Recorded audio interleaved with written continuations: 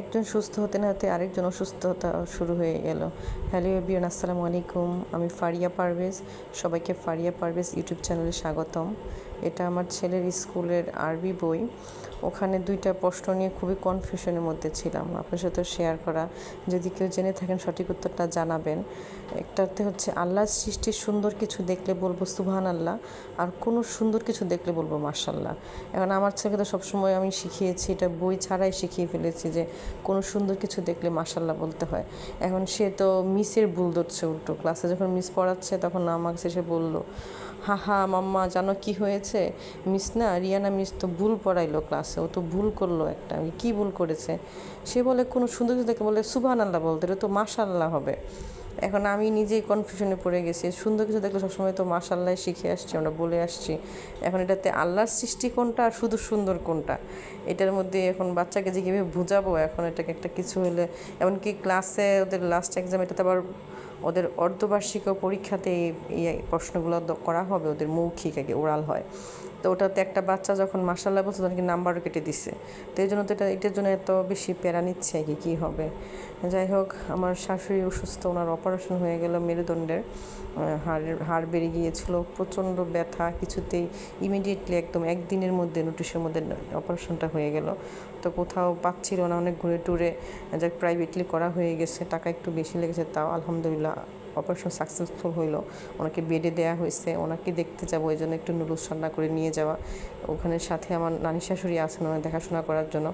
সবাই তো এটা শুনে অবাক যে মেয়ের বয়সে 56 বছর মা মেয়েকে দেখার জন্য হসপিটালে আছে।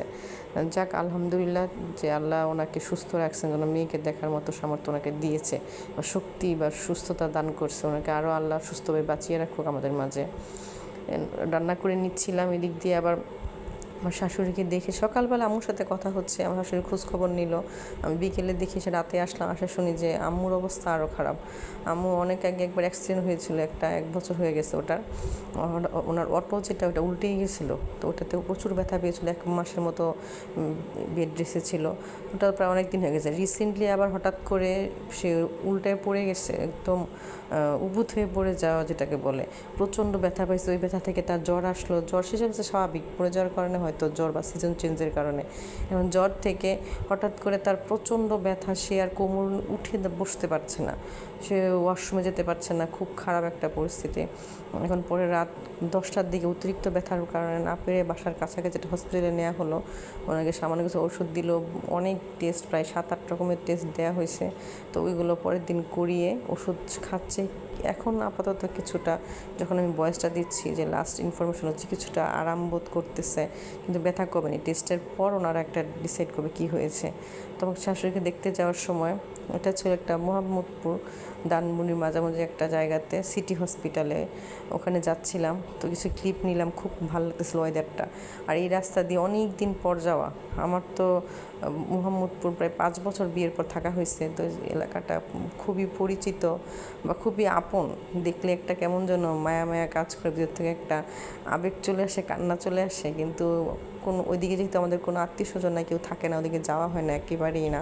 তো আমার শাশুড়ি ওইখানে অপারেশন হওয়ার কারণে আমার বাচ্চাকে নিয়ে যাচ্ছি, আমি দেখতে যাচ্ছি। তো এই রাস্তাটা দিয়ে ধরে যাওয়া, আর খুব স্মৃতিগুলো খুব মনে হচ্ছিলো, খুব যেতাম আমি তো এই দিক দিয়েই সবসময় কলেজ থেকে আসা যাওয়া করতাম। তো এই রাস্তাগুলো খুব পরিচিত।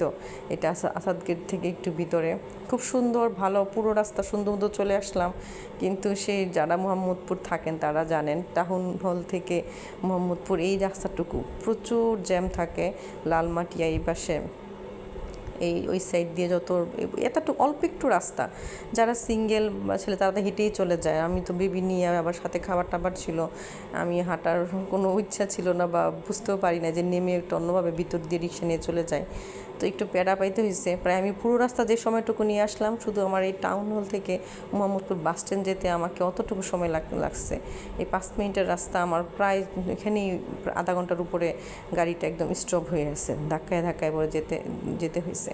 যাই হোক, তবে এই পিকচারগুলো দেখে আমি নিয়ে আসছি, আমি রেখে দিব আমার স্মৃতিতে, যে সবসময় অনেক দিন, প্রায় 4 বছর 4.5 বছর পরে আমি এই জায়গাগুলো দিয়ে যাচ্ছি। এটা টাউন হলের দৃশ্য, সবার কাছে পরিচিত হবে। আমি দেখে খুবই ভালো লাগলো। আপনি আমার এর মধ্যে আবার আমি যে ভয়েস দিচ্ছি এই দিনে আমার ছেলেটার হঠাৎ করে জ্বর উঠে গেল। ও কেন হঠাৎ করে জ্বর হলো সেটাও বুঝলাম না। চারদিকে জ্বর, আমার নিজেরও জ্বর, আমার জ্বরও উঠে গেছে বা ছট্টসা যেটা বলে ঠোঁটের মধ্যে জ্বর, ঠান্ডা, কাশি এক একজন এক একটা লেগেই আছে। এই জন্যই বললাম যে একজন সুস্থ না হচ্ছে আরেকজনের একটু সামনে হসপিটালটা। আমার আম্মুর জন্য দোয়া করবেন। আমার মনে লাগছে জবে যেতে হয়, আপাতত সামনে বেডেসে থাকতে বললো। এই তো বাস থেকে নেমে দিবেন, আমার জন্য দোয়া করবেন। হসপিটালের ভেতরে কোনো ভিডিও নেওয়ার পরিবেশ ছিল না, তাই শেয়ার করতে পারলাম না। তা না হলে আমার শেয়ার করার ইচ্ছা ছিল। আমরা গন্তব্যে চলে আসছি। আপনারা ভালো থাকবেন আর সবার জন্য দোয়া রইল। ফি আমানিল্লাহ। আল্লাহ হাফেজ। Bye bye.